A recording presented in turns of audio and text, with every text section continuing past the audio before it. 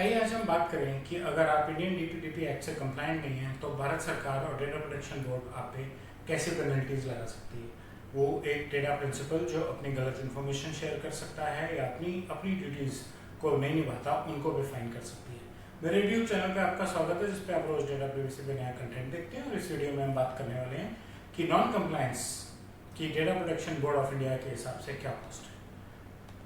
सबसे पहली बात, डेटा प्रिंसिपल। अगर डेटा प्रिंसिपल अपना गलत इन्फॉर्मेशन देता है, टाइम टू टाइम ठीक नहीं कराता या अपनी कोई भी और डिफाइंड ड्यूटी को ठीक से मीट नहीं करता है तो भारत सरकार उनको करीबन 10,000 रुपये तक का पेनल्टी लगा सकती है। इसलिए डेटा प्रिंसिपल को भी अपना डेटा शेयर करते हुए, अपना कंसेंट शेयर करते हुए ध्यान रखना है कि वो ठीक डेटा और ठीक कंसेंट शेयर कर रहे हैं। उसके बाद आती है डेटा प्रोसेसर। डेटा प्रोसेसर वो पूरी की पूरी ऑर्गेनाइजेशन है जो पर्सनल डेटा कलेक्ट करके यूज कर रही है।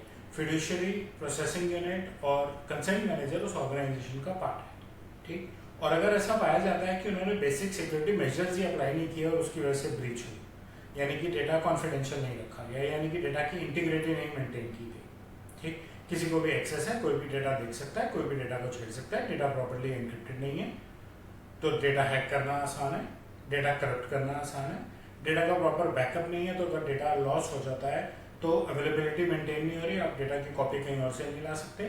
ऐसे केस में भारत सरकार आप पे करीबन 250 करोड़ रुपए का की पेनल्टी लगा सकती है। इसलिए data security measures proper apply करना बहुत ज़्यादा जरूरी है। उसके बाद बात आती है डेटा ब्रीच नोटिफिकेशन। अगर डेटा का ब्रीच हो गया लेकिन आपने डेटा प्रोटेक्शन बोर्ड को और डेटा प्रिंसिपल्स को ब्रीच के बारे में बताया ही नहीं, अगर आप टाइमली बता देते हैं तो हो सकता है कुछ प्रिंसिपल्स ब्रीच का इम्पैक्ट खुद भी रिड्यूस कर सकें। जैसे अगर मुझे मालूम है कि आपके यहाँ से मेरी क्रेडिट कार्ड इन्फॉर्मेशन चली गई है तो मैं अपनी क्रेडिट कार्ड कंपनी को फोन करके इमीडिएटली कार्ड ब्लॉक करा सकता हूँ। और अगर मुझे नहीं मालूम और मेरा कार्ड मिसयूज होता है और फिर मुझे इन्वेस्टिगेट करने पे पता लगता है कि आपकी गलती से हुआ है तो डेटा प्रोटेक्शन बोर्ड आप पे करीबन 200 करोड़ रुपए तक का जुर्माना लगा सकता है।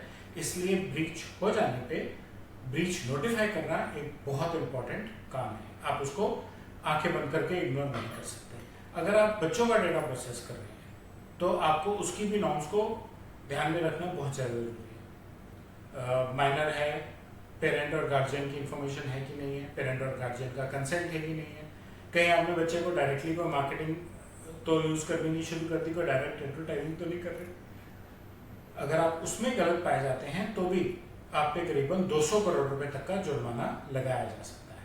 सो इन तीनों नॉन कंप्लायंस की केसेस में प्रोसेस करने वाली ऑर्गेनाइजेशन पे 200 से 250 करोड़ रुपए का जुर्माना लग सकता है। इसलिए उनके लिए सावधान रहना बहुत ज़्यादा ज़रूरी है। एक तो बात हुई ये फाइनेंशियल जुर्माने की जो डेटा प्रोटेक्शन बोर्ड आप पे लगा सकता है आपकी गलती पे, पर ये यहाँ पे ख़त्म नहीं होता। अगर आपसे गलती हुई है और आप पकड़े गए हैं तो जिस प्रिंसिपल का आपने वायलेशन किया है हो सकता है वो भी आपके साथ मिटिगेशन करे और आपसे कुछ डायरेक्ट पेनल्टी चार्ज करे। कुछ केसेस में ऐसे भी हो सकता है कि आपने प्रिंसिपल के लेवल पे कंट्रोल कर लिया तो डेटा प्रोटेक्शन बोर्ड ने, क्योंकि आपने प्रिंसिपल के साथ मिटिगेशन कर लिया तो उन्होंने आप पे फाइन नहीं लगाया। लेकिन ऐसा भी हो सकता है कि बोर्ड ने आप पे फाइन लगाया एक तरफ और प्रिंसिपल्स ने आपसे अपनी कॉस्ट रिकवर की वो एक तरफ, तो ये एडिशनल कॉस्ट हो सकती है।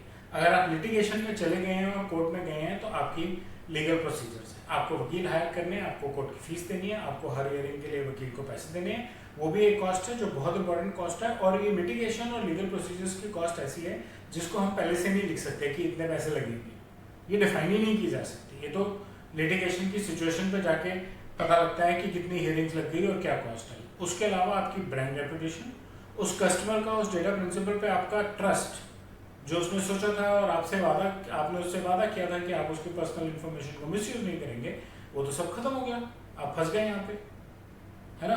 तो इसलिए वो भी एक बहुत बड़ा रिस्क है। और उस सब के बाद आपको वो सिक्योरिटी मेजर्स फिर से अप्लाई करने हैं जिनकी वजह से ये ब्रीच हुआ था। बेटर है कि आप वो सिक्योरिटी मेजर्स प्रॉपरली पहले ही अप्लाई कर लें जिससे कि आप ब्रीच की, मिटिगेशन की, लीगल प्रोसीजर्स की, डेटा प्रोटेक्शन बोर्ड की पेनल्टीज और कॉस्ट को अवॉइड कर सकें और आपकी कस्टमर रेपुटेशन, ब्रांड पे जो कस्टमर का ट्रस्ट है वो ठीक ठाक बना रहे। मुझे उम्मीद है आपको मेरा वीडियो अच्छा लगा होगा। आप मेरे वीडियो पे लाइक और बेल आइकन दबाएं, अपना फीडबैक कमेंट सेक्शन में शेयर करें और मेरे यूट्यूब चैनल को सब्सक्राइब करें। धन्यवाद।